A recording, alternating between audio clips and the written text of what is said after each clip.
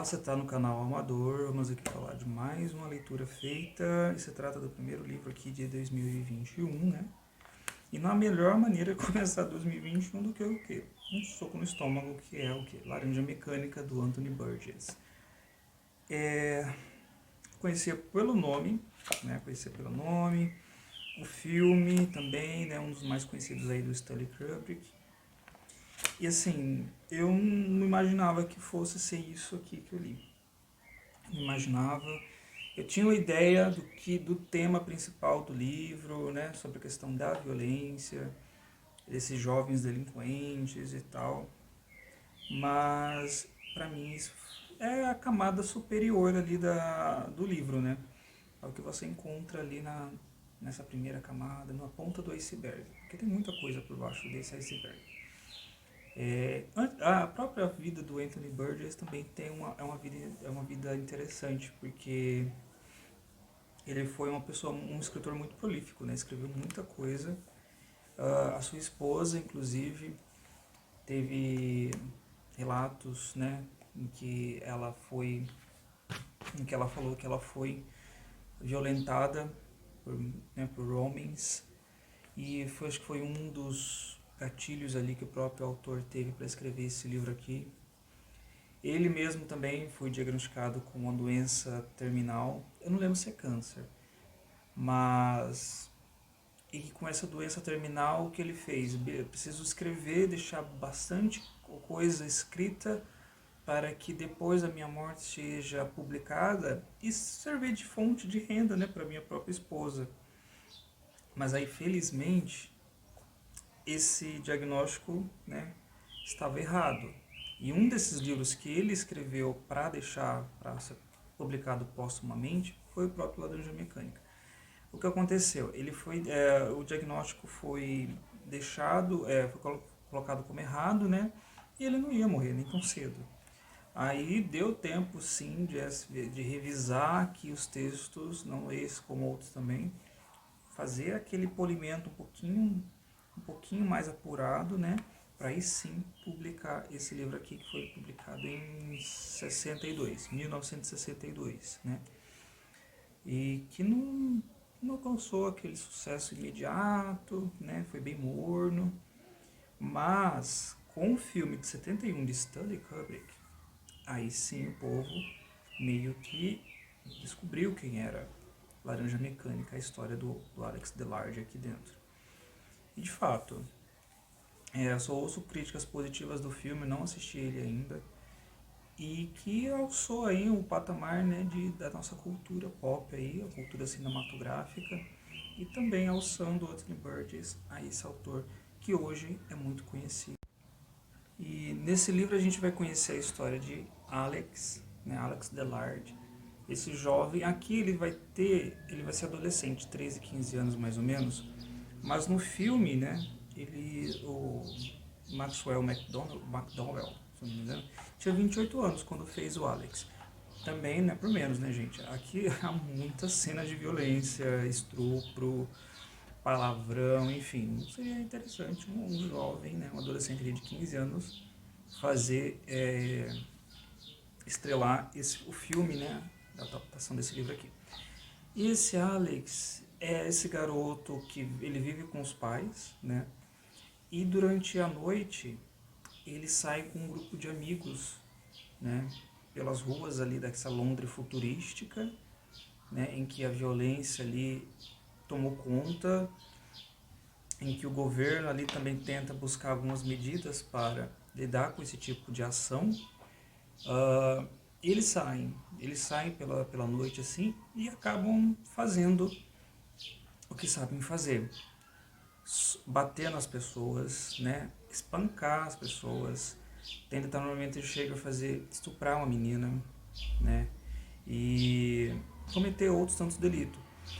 Uma das características principais aqui desse grupo de jovens é através da linguagem. A linguagem aqui que o Anthony Burgess fez é uma coisa bem legal de se acompanhar. É uma linguagem chamada NetSet, né? É uma linguagem que esses jovens usam para se comunicar, mas no texto inteiro, o próprio Alex, né, ele vai se referir aos outros, conversar com os outros, através dessa linguagem netset. Então vai ter alguns termos ali que são diferentes, né?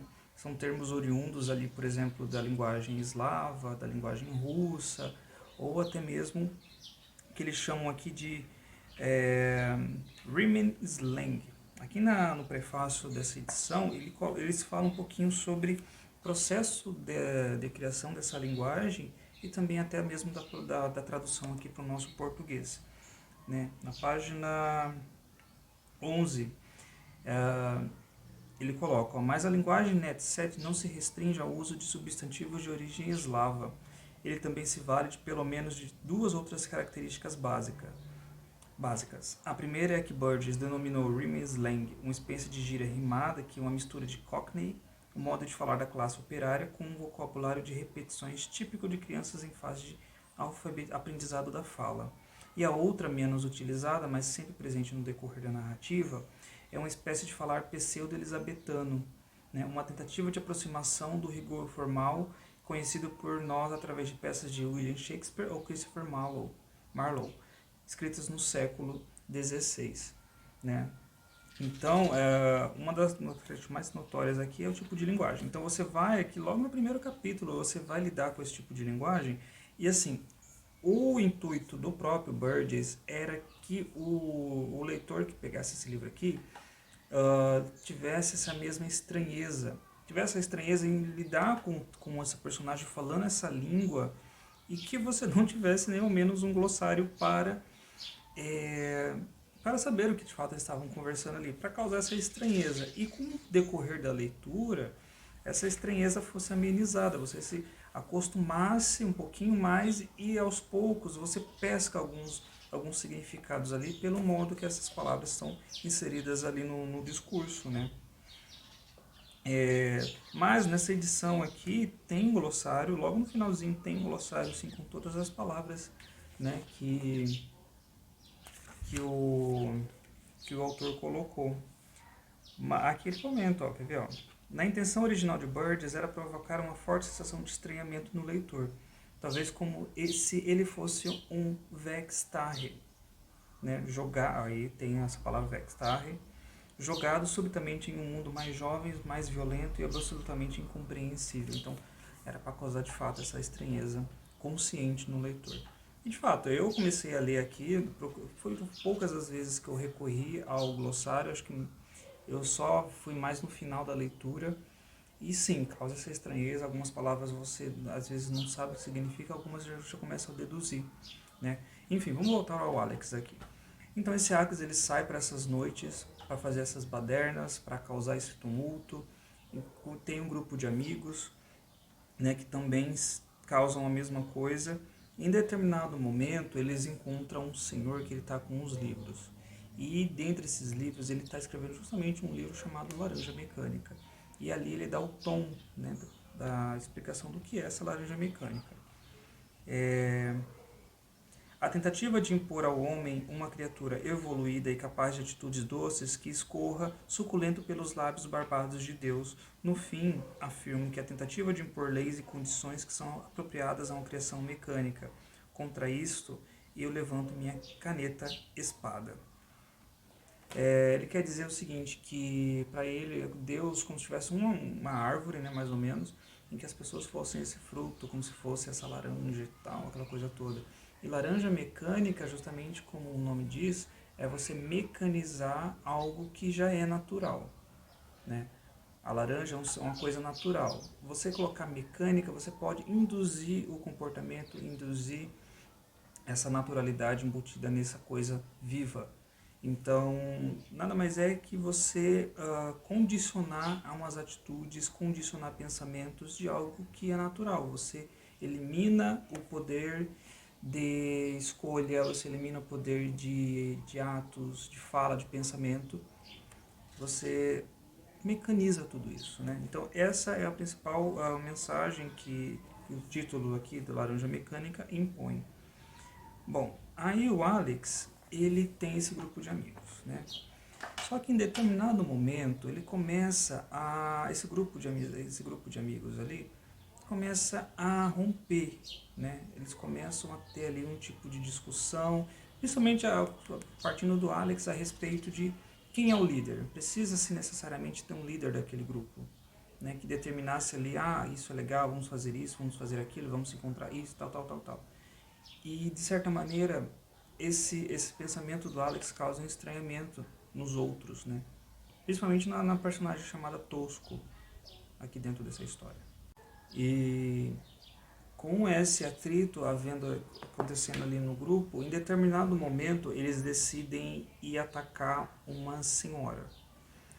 O que acontece em seguida é que o Alex ele é preso, né, numa emboscada, ele é preso e é levado para essa prisão.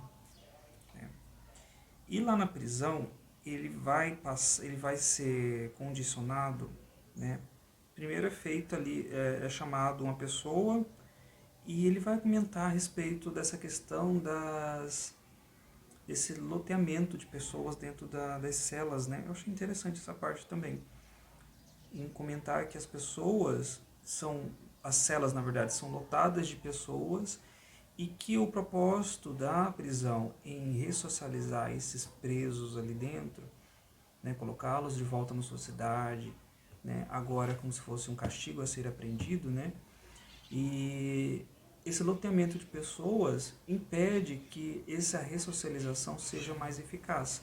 Pelo contrário, só potencializa ainda mais o perfil dessas pessoas que cometeram crimes na sociedade e que agora, dentro da prisão lotada, cheia de gente, ele não tem como trabalhar esse processo de ressocialização, para ser colocado de volta ali, né, como se fosse aprendido o castigo, aprendido a lição, passou pelo castigo e está de volta na sociedade. Não, pelo contrário, potencializa ainda mais a raiva, potencializa ainda mais o crime e a ineficácia desse processo.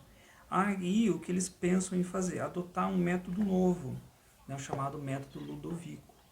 E o Alex ali está ali naquele momento, ele ouve aquele cara falando sobre esse processo de ressocialização ineficaz, ele fala, né, se propõe ali, método Ludovico, eu topo fazer.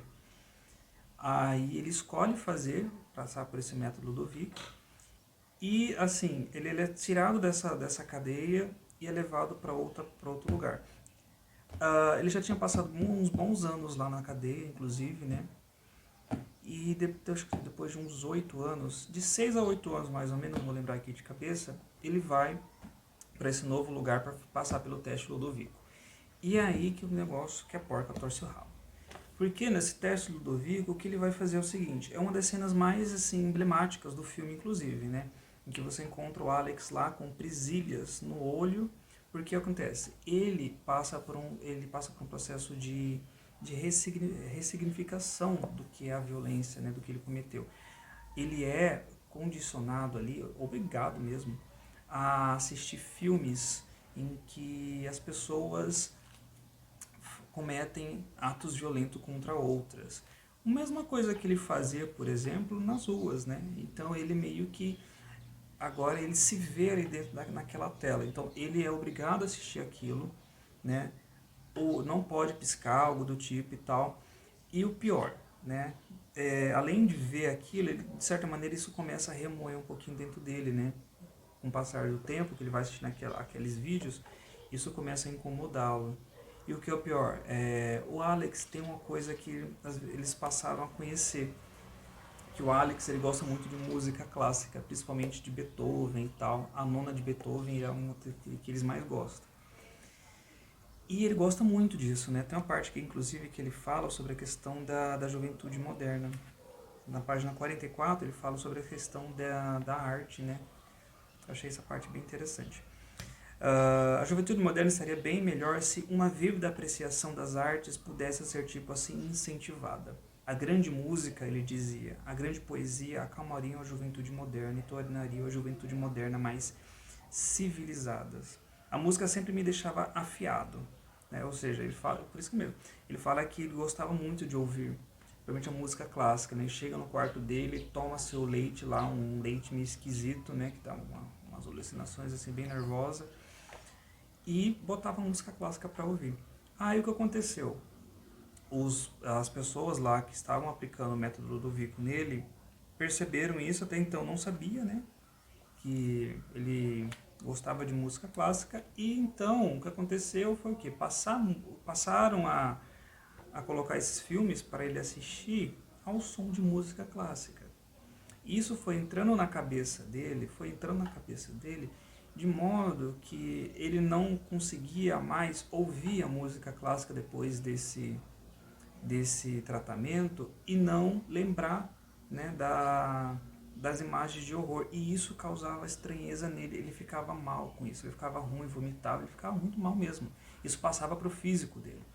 Isso lembra muito os condicionamentos de Pavlov, né, em que a questão da reação, né, da ação e reação, em que o cachorro, por exemplo, ouvia o sininho lá, né, e ele ia almoçar. Já salivava, já dava aquela fome, ele ia comer. Ou seja, balançou o sino, sabia que tinha comida ali e salivava já. É a mesma coisa, balançava o sininho, se você tirava a comida, mas ao balançar o sininho, ele já salivava e sabia que tinha fome, né? Devido ao condicionamento. É a mesma coisa que aconteceu aqui no teste Ludovico.